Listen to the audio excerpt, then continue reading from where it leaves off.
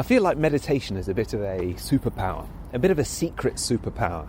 I've spoken about it a few times on this podcast, not just because it helps me focus and feel more relaxed, but also when I'm feeling tired, especially in the afternoon, a kind of 10-15 minute quiet period with my eyes shut, aka meditation, basically makes me feel like I've had an hour's kip.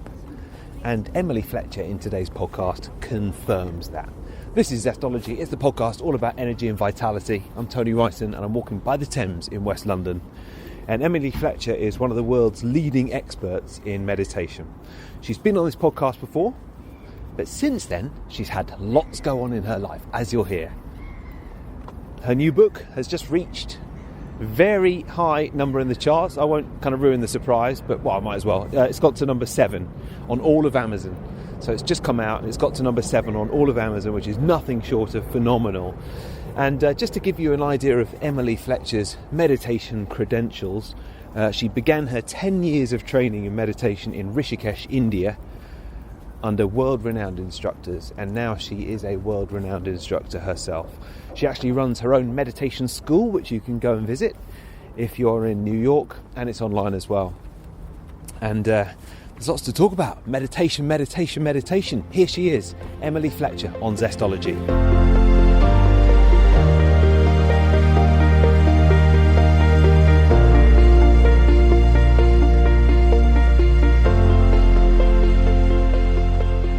Emily, it's great to talk to you again. What a delight. I'm so excited to catch up. We have so many things to talk about. We do. And I mean, okay, well, let's start with the book because it's just come out and Yep. it's on some special list, I believe. Well, yes, it debuted at number 7 out of all books on Amazon, out of the millions of books on Amazon. We were up with Michelle Obama and Marie Kondo, and it was so exciting to just watch it climbing. So it debuted at number 7, and I mean and you've been doing a lot of PR, and it's probably been quite a full-on schedule as well. Yes, we have been full out giving this our all. I've been working on the promo for about 7 months, and we were just chatting. I have an 8-month-old son, so it's been really. I mean, I took about a month off for postpartum and maternity leave, but then we really went hard. So only a month. Well, I mean, I should say I did not teach for 2 months, but I was editing and working on the book all through my maternity leave. So while I wasn't speaking or teaching or running the company like I normally am, the book, the publishing deadline doesn't really wait for anyone, not even a baby. So what a buzz, though, that you worked through it all through and now it's come out and it's so high on the Amazon charts. That's great. Thank you. It feels really exciting. Yeah. And so you were working all during the maternity leave. Was the baby complying with your work schedule? Jasper? Well, I know his name, Jasper. Yes, his name is Jasper. Yeah. And my pregnancy was a dream. He was very compliant during pregnancy. I wasn't tired. I wasn't sick. I felt great. And I attribute that very much to the meditation and the smoothie and the supplements. And I was very diligent about my self-care. But my birth, and, I certainly don't want to scare you as you're going into this, but, my birth was intense. It was a 4-day back labor. And then I went into a pretty intense postpartum. It was very intense, actually. And it brought me to my knees. And I went into it very arrogant. Like, I definitely was one of those people that was like, well, I'll just strap on the baby and we'll breastfeed and co-sleep and it'll all be natural and amazing. And I didn't make enough milk and he had a tongue tie and, my stitches came out and then he had jaundice. And so there's a series of physical complications, and it humbled me and leveled me and really made me get so present. And then I had to crawl my way out of it, bit by bit, day by day. And I didn't meditate for the first month because I wasn't even sleeping at all. So anyway, it was very challenging, but in hindsight, I feel like going through the intensity of that has given me a very recent level of empathy and compassion for people who are suffering, because most of the world is suffering. And when you have a daily meditation practice for 11 years, suffering is not a big part of your vocabulary. It's not that bad things don't happen, but you just sort of deal with it and move on. And so I feel like I was running the risk of perhaps losing some compassion and some empathy. And then also, I think it's good to have a very recent before and after picture of like, oh, this is what it feels like when you're not meditating, and this is what it feels like when you are. And so it's It's been a wild ride, but here we are. And I mean, somehow it actually makes you seem more real and more relatable. The fact that you didn't meditate for the first month after your son was born, there's something about that kind of, it's nice to know that you weren't kind of in the lotus position meditating for 4 hours the day after he came out kind of thing. And so wow, you've birthed the baby and you've birthed the book as well. Yeah, and jury's out as to which one's harder. I still don't know. And so, I mean, it's interesting because you obviously came on Zestology quite a long time ago, and we met in the flesh. I came to one of your presentations in LA, which was fantastic as well. And I have to say, having taken your course all those years ago, I still use the same mantra that you kind of taught me on the course. And Great. And perhaps my meditations have evolved a bit. I went on Dave Asprey's 40 Years of Zen meditation retreat, which was brilliant. And I'd love to hear more about that. Yeah, it was. I mean, if you go anywhere for a week and just meditate all the time, it's going to be pretty good, right? Mm-hmm. So that was great. But your meditation and your mantra has really stuck with me. So I know you're not supposed to. You told me last time you're not supposed to make it public, are you? It's just that's just correct. It's your secret word, Yeah. your private word. It's my private word, yeah. But I suppose one thing that I thought would be really interesting to discuss with you is kind of length of time of meditation and making enough time. Because at the moment, I meditate 6 days out of 7, probably 27 days out of 30 in the month. But it's 10 minutes. And I know really you like someone to meditate 20 minutes in the morning and 20 minutes during the day or in the evening. Well, what I teach in the book, so there a lot of things have shifted and evolved since you and I last met. What year was that? Do you remember? Well, I think it might have been maybe 2 or 3 years ago. Yeah. Yeah. So I think at the beginning of 2017 is when I started developing and started teaching publicly the Ziva technique. I had been working on it for a few years, but starting January 2017 is when I really started doubling down on this idea of we meditate to get good at life, not to get good at meditation, and really looking at, well, what tools are going to move the needle for my students the most? What is going to give people the return on their time investment? And I started looking at, well, why is the world filled with ex-meditators? People who maybe do a retreat or maybe download an app and do it for a few days, but then they don't commit. Or why do people, go really strong in the first few months and then kind of taper off over time? And I realized two things were happening. One, it's very challenging for high performers, busy people with busy minds to stop the 100-mile-an-hour momentum of their day and then just drop into lotus position, as you said, and just go into that deep healing, restful surrender that is meditation. And so the Ziva technique as it exists now is this beautiful trifecta of mindfulness, meditation, and manifesting. And we use the mindfulness as a runway into the meditation. And then the dessert course, if you will, is the manifesting, which is basically consciously creating a life you love. And what I teach in the book, which is called Stress Less, Accomplish More. It's 15 minutes twice a day. So I recommend 15 minutes in the morning and then 15 minutes just at any point before dinner. You don't want to do it right before bed because this type of meditation is giving your body rest that's 5 times deeper than sleep. And so for a 15-minute meditation, it's about the equivalent of an hour-long nap.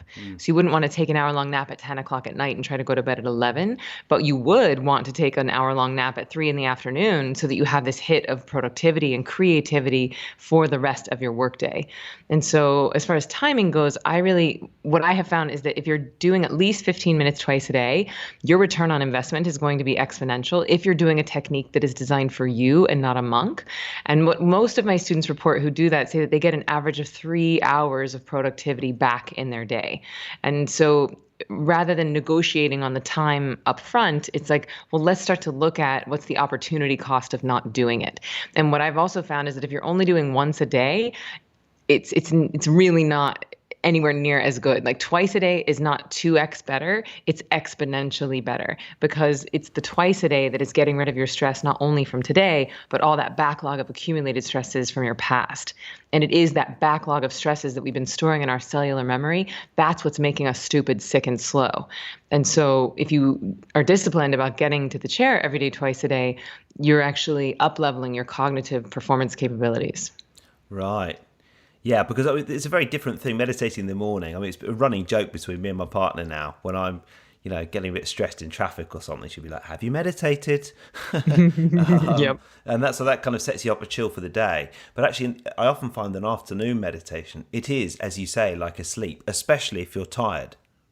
Yes, that's exactly right. So was it when you had Jasper, did you actually find, after you started meditating again, did you find that it kind of helped replace the lack of sleep? Yes, 1,000%. Like, honestly, I don't know how people go through pregnancy and labor and postpartum without it. For that first month, like I almost needed to be stressed because I needed the adrenaline to handle the pain. I needed the cortisol to stay awake, for, basically round the clock. So it was almost like I was in the battle zone. So meditation wasn't really appropriate in that time, which is another illustration of we meditate to get good at life, not to get good at meditation. It's not about having a perfect meditation record. It's that, no, you've been putting those deposits in the bank account to help you through these extraordinarily difficult times when they come. But once I was sleeping at least some, because the only times I would have to sleep would be about 20-minute chunks, 20 to 40 minutes.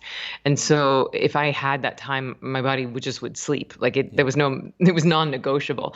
But then once I started sleeping for longer chunks and I had moments to myself, when I would start meditating, it would make me feel less crazy. It would make me feel less alone. It would make me feel less overwhelmed.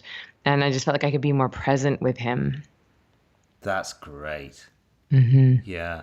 So actually, because obviously there's quite a lot of self-interest in these questions about new parenthood meditation, and that fills me with hope, although only getting 20 to 40 minutes sleep at once does not fill me with hope, but there you go. Well, the thing is, the good news here is that I really recommend, taking turns. Like if you're lucky enough to go through this experience with a partner, which you are, which God bless single parents, God bless parents of twins. That is a Herculean feat that I'm not sure that I can comprehend. But if you have a partner, I think there is power in like dividing and conquering. It's like, if just because your partner might have to breastfeed every 3 hours, like there's no point in you both being sleep deprived. So it's like if you can actually take a feeding and she can rest, then that's beneficial.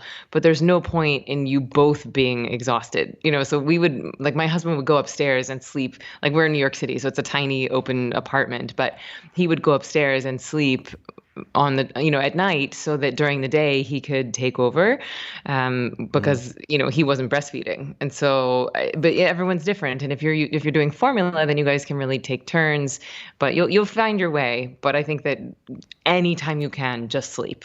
Just sleep as much as you can, as much as possible. And then the 15 minutes rather than 20, I'm fascinated by that. Did you find, because it certainly sounds, even though it's only 5 minutes, it sounds a lot more manageable. And I wonder whether that was as a result of loads of people just saying that they do it. 20 minutes might be better, but 15 minutes, they just do it more. Well, this is actually, it's more of a product of what I teach in the book is a little bit gentler than what I teach in Ziva Online, which is our 15-day online training. And that is a little bit gentler than what we teach face-to-face in person. And so it has more to do with the efficacy and intensity of the meditation that I teach in the book and the online and then the live, more than trying to negotiate with people's busyness, because people only will negotiate their minutes on input if they're not seeing a return on the investment, right? And so, but if you do the math, it's like 15 minutes twice a day is actually only 2% of your day. So the question becomes, are you willing to spend 2% of your day to make the other 98% more amazing, more creative, more present, more intuitive, better sleep, better sex, better parking karma, more productivity? And when you frame it like that, you're like, of course I would be willing to make a 2% investment in all of those things. So I didn't negotiate the time based on people's reaction, because people who do the full Ziva Live course and get their own mantra and commit to if they're committing to 20 minutes twice a day, then it is non-negotiable for them. They're like, my life is so much better when I do this that I'm not willing to really negotiate the input. I made the book and the online course gentler because I can't be face to face with people in those contexts. And so I can't help them through the emotional and physical detox in the same way that I can face to face. So I basically did it in case people are dealing with severe depression or anxiety or PTSD, or in case they don't finish the book or the online course, so that they're not throwing themselves into some sort of a detox that would be dangerous. Yeah, that definitely makes sense. And then obviously in the last couple of weeks, your book's come out. It's been this kind of mad journey, plenty of adrenaline, really exciting seeing how well it's doing on Amazon. And then I know you've done a lot of podcasts. You've done Aubrey Marcus, and as you said, you've done Mark Sisson and the Bulletproof podcast as well. I always think it's one of the great ironies that when things get busier and more intense, the inclination is to meditate less. So have you found it over the last couple of weeks? Well, to be honest, I've been pretty militant about my self-care because this is hands down the highest demand time of my life. I'm still breastfeeding. And so which just to frame that for everyone, that's like a logistics challenge because you have to be in the same geographic location as your child every 3 to 4 hours. And so it's, if you've got a full day of podcasts, or if you're shooting a TV show, or if you're teaching or on a speaking gig, or, it's just, okay, well, how am I going to get the baby with me? And he's an 8-month-old boy. And so he's like crawling and walking and screaming and yelling. Like he's not like a quiet little baby anymore who you can just strap on. Yeah. So, and I'm a meditation teacher, so it's like, it's definitely a logistics challenge. Yeah. But I've managed to make it happen. And I've been really, I'm not kidding when I say I've been militant about my twice a day and my exercise. I've been exercising about 5 times a day. I'm doing smoothies, supplements, because there's no way I could have created the success that we've created with this book and had a baby and raise him the way that I want to if I was not taking care of myself. And this is really one of the reasons why I'm on such a mission with this book, is to reframe meditation as the performance and productivity tool that it is, so that people can never use the excuse of I'm too busy to meditate. Because that is like saying, my car is running out of gas, but I'm too busy to go to the gas station. It just does not make sense. It's like saying, I'm so busy that I'm going to choose to be stupid, sick, and slow. It's like, no, it doesn't. Yeah. It just doesn't work. And there's too much science out there to verify and validate this. And I have too much anecdotal evidence to prove otherwise. And so the one day, though, that I did not meditate was the day where I was doing a bunch of back-to-back live streams and podcasts, and my team was here in the other room at Ziva in our studio in New York, and the book was just climbing. I woke up, the book was at number 20. We came in, did a work session, the book made it to number 18, and then I'm doing podcasts, and they were holding up signs, and they were like, number 11, and then I was doing another podcast, and they're like, number 8, and then that afternoon, and it was just such an adrenaline rush, and all these people are, commenting and sharing, and the book had just come out, so it was just a physical thing in the world. And then it was time for my afternoon meditation, and I couldn't even sit still. I was just dancing around the room and prancing, and my feet wouldn't stop moving. And so I was just too amped to meditate. So that was the one day that I missed. But other than that, I've been pretty dedicated. That's great. And actually, sometimes we talk about, I know you mentioned with the type of meditation that you've written about in the book, you advise that it's kind of morning and at some point during the day. But if you've had a kind of high adrenaline day like that, as we often all do, when it gets to bedtime or sometime in the evening, will you do a different type of meditation to just kind of calm yourself down a bit? Well, if I've done both of my meditations that day, then usually, and if I've exercised, then usually my sleep is not a problem anymore. But let's say that was happening at 10 o'clock at night. It was like, you just reached number 8 on Amazon, and it was 10 o'clock at night. Yeah. Then maybe I would have to do a bit of yin yoga, or maybe take a bath. And I also will take magnesium glycinate sometimes before bed, because that's a supplement that most of us are deficient in, but it's also a mild muscle relaxer. So I sometimes will take that supplement before bed instead of taking that in the morning. Yeah. I do find, I find that sometimes I quite like meditating in the evening as well. I've been using the Oura ring to measure my heart rate. Yeah. The CEO is a Ziva graduate. I've been helping them with their meditation interface that should be coming out. Harpreet? Yes, Harpreet. Mm-hmm. Fantastic. Oh, yeah. I interviewed him last year at Paleo FX. Oh, cool. Isn't he lovely? He is, yeah. And it's a really interesting bit of kit. And I'm very interested to hear that you're helping them with it, because they are introducing a meditation mode. Am I right in saying that? A meditation mode with the ring. Yes. That's just so waiting to happen with this bit of kit. That's so cool. I know, because right now, when you wear the body data tracking devices, they think when you meditate, it thinks you're sleeping. And so, and this is a big problem for a lot of beginner meditators because they are afraid that they're sleeping. And if you don't have a teacher there with you, or if you don't have any training being like, no, this is the difference between the two, it can feel very much like sleep, especially Ziva, because you're giving your body such deep healing rest. So I'm so glad that they're going to start like training people and training the devices to know what the difference is. That's good. Is that coming soon? I'm not sure about the exact release date on that. Oh, that's very cool that you're working with them. And I was chatting with someone else yesterday, or you were talking about the kind of creativity. Martin Tobias, he runs the Upgrade Labs, which used to be the Bulletproof Labs in LA. And he went and did 40 years of Zen. And and he was saying after that kind of extraordinarily intense, short burst of meditation, his whole life exploded into creativity, and he was kind of very creative with his business. And he also found that he was very creative and much more effective at his other great passion, which is poker playing.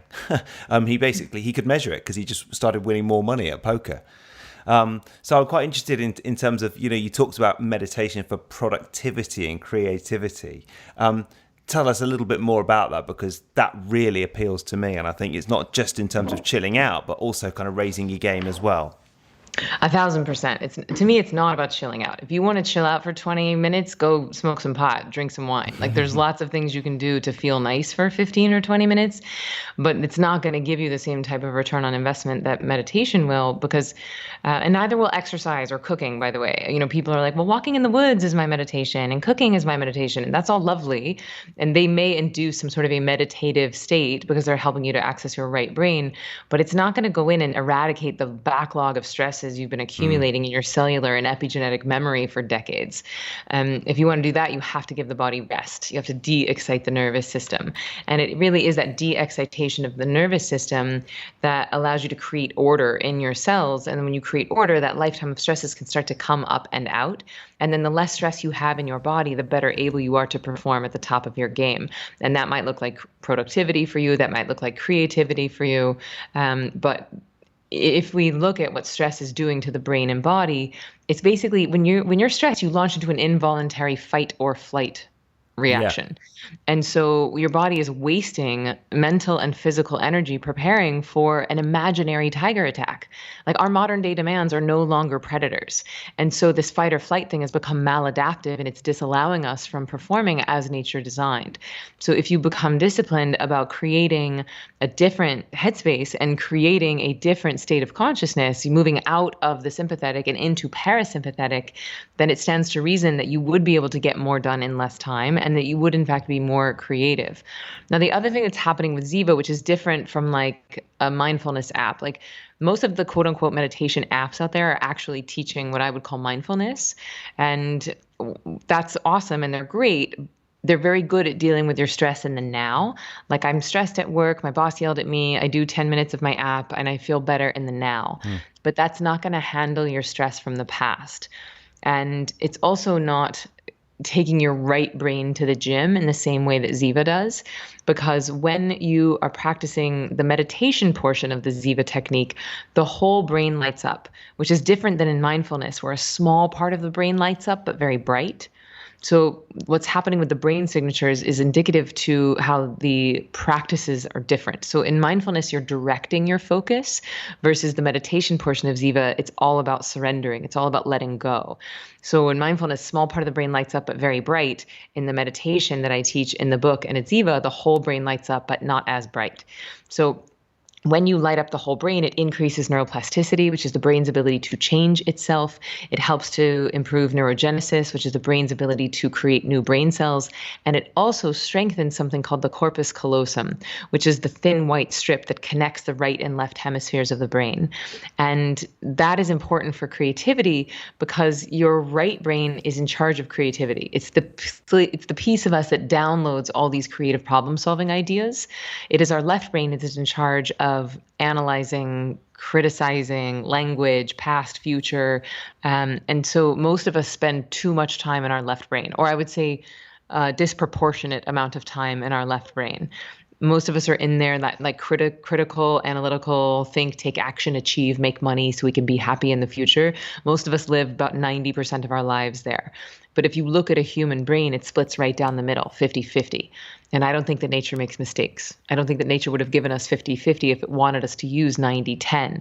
So what we're doing in this style of meditation is that we're taking that right brain to the gym, which it feels nice during the meditation. But the more important piece is that right brain connectivity and that brain cohesion starts to bleed over into the rest of your day, into the rest of your life. And that's why your friend is making more money at poker. That's why it allows you to heal from postpartum faster. That's why it allows you to get your to-do list that would have taken you 5 hours to get that done in 3. Right. And what's the difference between, say, a transcendental meditation and a mindfulness app, or quite a lot of the apps that would describe themselves as meditation? Yeah, so Transcendental Meditation is the name of a company. That's actually the name of a brand. A lot of people think that that's a style of meditation, but it's the name of a company. Just like sometimes we think that, especially in America, if you think that soda is Coke, they're like, "Oh, do you want a Coke?" You're like, "Yeah, what kind of Coke do you want?"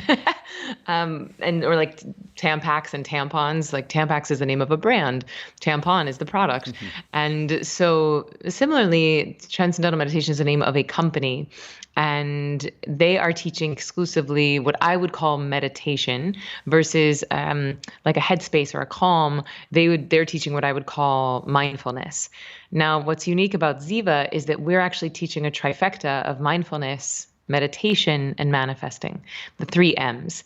And what I have found is that the whole really is greater than the sum of its parts. And when I was talking earlier about why I created the Ziva technique is because for the first few years of my career, I was just teaching meditation. And I started noticing that the world is filled with ex-meditators, and more people were doing once a day than I would have liked, and more people were quitting than I would have liked. And so I started doing deep dives and really asking people, like, really, truly, what's going on? Like, why are you not committing to this? Because it is a little mind-boggling to me to know why someone could be handed the keys to the kingdom and then put them down. It's like, this is literally the thing you're looking for. It is the key to all of it. Happiness, bliss, fulfillment, creativity, more energy, more productivity. Like, this is it. So why are you putting it down? And I got 2 reasons. One, it was that stopping the momentum of their day, which we talked about. Like, if their brain is going 90 miles an hour, it's very challenging to stop the momentum of their day and just drop right into a meditation. And so that's why we start with the mindfulness piece, which is more active at Ziva, and it gives people something to do on the way to that deep, healing, restful surrender that is meditation. Now, perhaps the bigger piece that happened for folks, why they were stopping, was any meditation worth its salt is going to create some sort of a catharsis, some sort of a healing detoxification process. And that can look different for anyone, but it might look like sadness or rage or anger or anxiety coming up and out, because the meditation's going in and wringing you out. And we have not been trained how to feel those emotions. Most of us have not been given the tools to just surrender to and process that level of intensity when it comes up and out. And so when the feelings would start coming up and out, people would just get quote unquote busy. There are billions of dollars built on top of ensuring that we never feel a feeling. And you'll see this when you have your kid. It's like, don't cry, have some milk. Don't cry, have a toy. Don't cry, have a cookie. Don't cry, have some TV. Don't be angry, have a pill. We just will do anything to keep someone from crying. And babies are meant to cry. That's how they communicate. It's how they express their emotions. It's how they let off steam. And because it makes us uncomfortable to listen to them cry, we try and stifle it or shut it down. And then we've been taught that all throughout our lives, and especially as adults, it's like uncomfortable for us to see someone else being sad or angry. And so we've just stifled our emotions. And there's 44% of American adult women are on anti-anxiety or antidepressants. And that's not meant to be pejorative about anti-anxiety or antidepressants. I think those are very necessary tools for certain people at certain times. But I do not believe that 44% of American women have a Zoloft deficiency. I think that we have not been trained how to feel our feelings and how to process. And so the other way that we use the mindfulness at Ziva is that when that detox happens, I teach people how to use the mindfulness to just sit in and feel those feelings when they come. Wow. Yeah.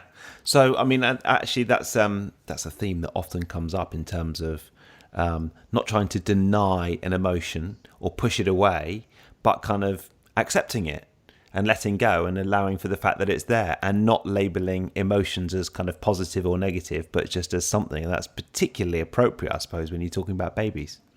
Yes, and actually I was going to say that is that, I don't know if you and your partner have gone through any childbirth classes, but I was using so much mindfulness specifically, and I'm a meditation snob. I think I think meditation is so amazing, but I was actually using mindfulness to prepare for the birth, and I was using mindfulness throughout the birth. And I was at a neuroscience conference a few years ago where they revealed a study suggesting that mindfulness is twice as effective as morphine for handling pain. And I was like, no way. There's no way that is possible. But then they published the findings in Time magazine a few weeks later, and I read it again. I was like, that's what this is suggesting. And because what's happening is that in mindfulness, you're closing the feedback loop between your brain and body. So you're allowing the brain to hear the subtle signals from the body so that so the body doesn't have to scream at you. And this is very much, at least the birth training that I went through, it was Bradley based, and it's teaching you how to bring your awareness into the very center of the sensation, to feel it fully, instead of trying to avoid it. Because what a lot of times we do is we put fear on top of pain, and then it exacerbates the pain. And then we create a double arrow. And I even see this, because I have a Facebook group for people who have read the book, and some people are so scared of the detox process. They're like, well, I don't know if I should start, and I don't know when it's going to happen and what my detox will look like. And I see them spinning out, and it's like, just start. The amount of fear that you're putting on top of it is probably worse than just the 2 minutes that you might cry after your meditation, or the 5 minutes you might be angry after your second sitting. Yeah. But that's not forever. It's like it's like a floodgate. It comes up, and there's a healing catharsis, and then it's gone. And once it's up and out, it's never coming back. Yeah. No, that's certainly the case. We did a hypnobirthing course. Oh, beautiful. And some of the couples and some of the people who went on the course were very nervous about birth, and I'm not surprised, because I would be if I was the one about to give birth. But it's brilliant, the fact that they booked onto this course, because actually, it's mindfulness and meditation, and also just demystifying. Once a lot of anxiety is around what we don't know, isn't it? And the unknown, and the outside the comfort zone. And obviously giving birth is massively outside the comfort zone. So it's nice that, I just knew a little bit more about the nuts and bolts of what's going to happen. And I think a lot of people felt like that. So yeah, the hypnobirthing course was great. Great. I'm so glad you did that. It's so interesting because 11 years ago, my best friend was pregnant, and she gave me that book, Hypnobirthing, and she invited me to be there at her birth with her. Oh, wow. And I wasn't able to be there for that birth, but I was there for her third child, and it was a home birth. It was a water birth at home, and it was amazing. But reading that book really got me like mildly obsessed with pregnancy and labor, and a lot of that work, a lot of what I learned, those seeds that were planted in hypnobirthing, I think has really ignited my love for meditation and the power of the mind and the power of it to shape our experiences, especially in something as intense as birth. Like there's a story in that hypnobirthing book of a girl who was pregnant. She got pregnant in high school, and she didn't want anyone to know that she was pregnant, so she was hiding it from people. And I think she was not a very thin person, so she was able to hide the pregnancy, surprisingly. And then at her prom, it was her senior prom, she went into labor, went into the bathroom, like at some, like not in the main gymnasium, but went off to like a side bathroom, gave birth, and then went back to prom, and did it by herself. And the interesting thing there was that she was more afraid of people finding out that she was pregnant than she was the birth. Right. And so the birth was no problem. She just had the baby and then and then went back. And while that's, there's a lot of things we could unpack there. Yeah. What's fascinating to me is the power of the mind. Yes. Her attention was in a completely different place. So the birth itself was like, whatever. Yeah. I feel very inspired I'm definitely going to read the book, because I think also it's one of these things that, like everything and like all skills, it's nice to have a refresher, even if you have been into it already. So 1,000%. yeah, I'm gonna And get involved.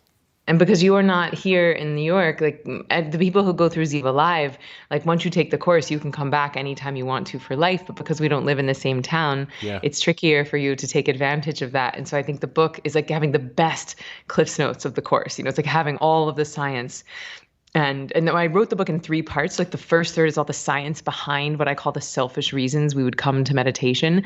There's a whole chapter on the science of why it improves your sex. There's a whole chapter on sleep, on how it can reverse your body age by 15 years, why it can improve your immune system. And then I actually teach a version of the Ziva technique in the second part. And then in the third part, we kind of pull the lens back and we look at what's the ripple effect of you selfishly improving yourself? How does that improve your romantic relationships? How does that improve your family? How does that improve your coworkers? And then ultimately humanity itself. That's great. And now listen, one question I've asked you before, but I'm going to ask you again is, what is one book that you would recommend?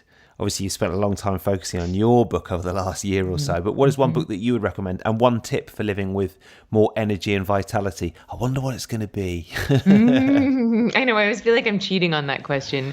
I mean, yes, the tip one is easy. It's meditation, like really, truly. But I would even go a step further and say meditation and exercise.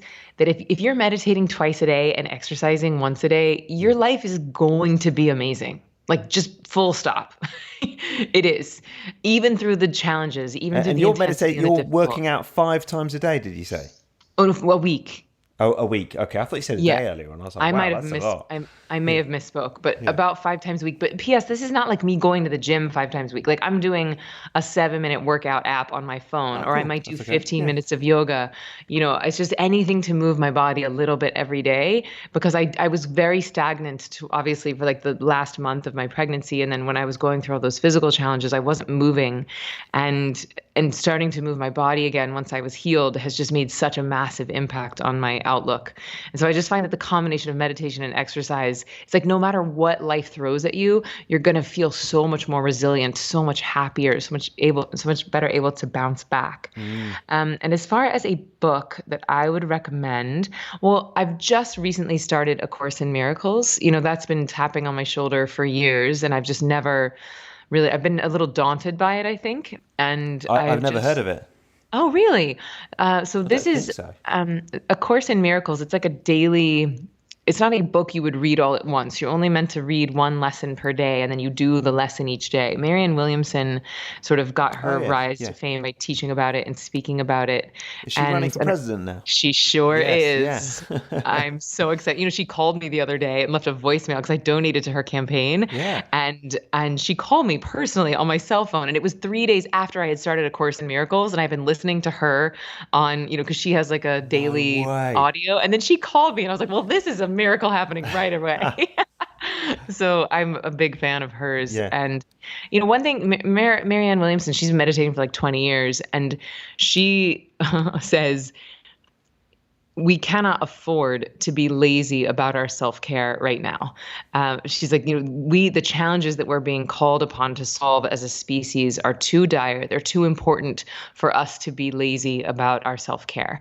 And she's like, on the days that you meditate, you're going to be better. You just are. And so we have to, it feels selfish, it feels lazy, but it's the least selfish thing that you can do. Yeah. And so I just would love so much to see someone in office that has the level of consciousness that she does, and that is so committed to leaving this world better than we found it. Yeah, I'm sure I picked up a paper today and it didn't look like she was very high up the list of kind of favorites. But yeah, that's okay. People are going to dismiss her, but she's been doing this for a long time, and she's one of the best speakers I've ever seen. Great. And she is smart as a whip. And I just think that for too long, we have let politics be its own cesspool without anyone in the conscious communities going in. It's like, and she actually called me on this. She was like, you're not too spiritual for politics. Because I think sometimes when we start meditating, we start doing yoga, and then we think like, oh, I'm too enlightened to dirty my hands with that nonsense. But it's like, at this point, we have to approach, I mean, things like climate change, we have to approach from all angles. Yeah. We can't just be like, oh, well, I'll just meditate about it, or I'll just, donate to this organization. No, it's all hands on deck. And a lot of that is going to come from legislation. We need people legislating around carbon emissions. We need people legislating around our agriculture, which is a huge contributor to climate change. We need people legislating around plastic. And this is not just going to come from consumer buying trends. I think that we have to, again, up-level the collective consciousness of the people, of the consumers, of the people who are buying things, but we also have to start to look at things from a political standpoint, because the time is now. We're the generation that decides whether we drive this bus off the cliff or if we turn it around. Yeah. And listen, I mean, it's often not the favourite who wins the nomination at the start. It's a very long campaign that you guys have out there, isn't it? And so, right. So it doesn't matter that she's not the favourite. Yeah, and she's been speaking and touring for 40 years. Her stamina, she's going to outlast, she's going to out-stamina anybody else, I think. And I'm not even sure. I mean, who knows what will happen, but I know that this country and this planet Earth would be much better off if she was in office. What a fascinating matchup if she was to run against Trump. Can you imagine? It would literally be like one of the most enlightened people on the planet against Trump. Emily, it's great to talk to you. Once again, what is the name of the book? And I presume it's on Amazon and everywhere else. Yes, Stress Less, Accomplish More. And the subtitle is Meditation for Extraordinary Performance. And yet you can get it anywhere books are sold, like Amazon, Barnes & Noble, Books A Million. And there is a UK edition, FYI. Good. So it's a blue cover, same title though, but there's like beautiful blue like paint strokes on it. And then inside of the book, there is like a little golden egg. And so there's a link in there once you read the book, and it gives you access to, actually, this sounds crazy, but it's true. There's $625 worth of digital bonuses. There's audios and visuals, and you get the first 3 days of my online course.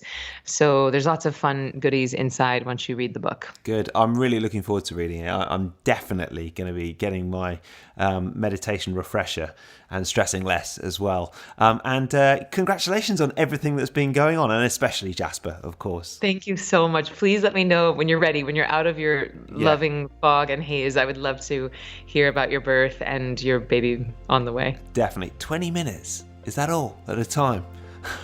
Oh, well, it was actually 40. It was 40, I could sleep for about 40 minutes, but you should not have that because you won't be breastfeeding. Okay. So, get your sleep so that you can be on daddy duty during the day. Yeah, definitely.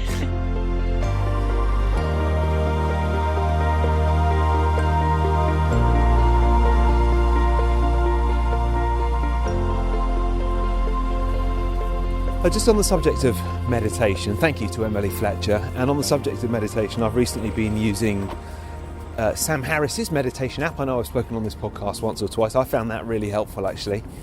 Every once in a while, it's nice to freshen it up. And now I'm going to go back and follow Emily's stuff again, get her book, which my partner's already bought, straight after listening to this interview, the day that I pretty much recorded it with Emily, and is loving it. And I just think it's nice to, every once in a while, have a little refresher, and if that means mixing it up, then that's fine. So anyway, Sam Harris's meditation app is good. I know Dan Harris has another meditation app. He's a former podcast guest, and his stuff is good as well. And it's getting very windy down here by the Thames, so I do like to record these podcasts out and about. Just kind of feel like it energises me a little bit and gets me out of the house, really. And, well, energy is the subject of the podcast, so that kind of makes sense. Look, as always, thank you for listening. Thank you for being a Zestology follower. If you'd like to write a review, that is always the kind of thing that really helps more than anything get the word out there. On iTunes or wherever you listen to podcasts. And remember, the 3 Zesty Things newsletter goes out every week. Come and join us on 3 Zesty Things. Head to TonyWrighton.com. You can sign up there, and I send that out every Monday. Seems to take up far too much of my time at the moment, but I do enjoy doing it, so I'll keep it going. Right, that's it.